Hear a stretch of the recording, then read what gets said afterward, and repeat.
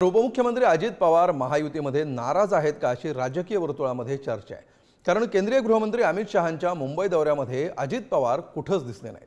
अमित शहांनी मुख्यमंत्री शिंदेंच्या घरातील बाप्पाचं दर्शन घेतलं, अजित पवार तिथे नव्हते। शहांनी फडणवीसांच्या आणि शेलारांच्या निवासस्थानी बाप्पाचं दर्शन घेतलं, मात्र अजित पवार तिथेही अनुपस्थित होते। विशेष म्हणजे अमित शहांनी शिंदे आणि फडणवीसांसोबत लालबागच्या राजाचंही दर्शन घेतलं, मात्र तिथे तरी अजित पवार उपस्थित असतील अशी अपेक्षा होती, तिथेही अजित पवार गैरहजर होते।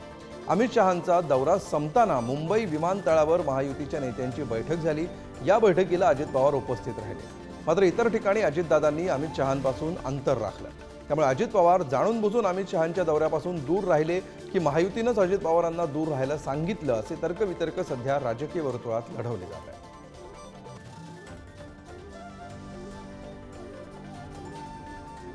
गेल्या काही दिवसात महायुतीत अजित पवार अस्वस्थ असल्याच्या चर्चा आहेत।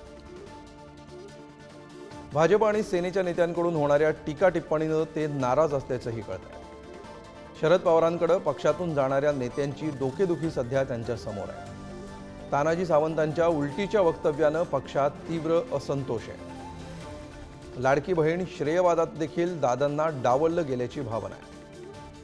बहिणीविरुद्ध उमेदवार ही चूक, बारामतीत न लढण्याचा विचार ही चिन्ह कशाशी असा सवाल देखील विचारला जातो।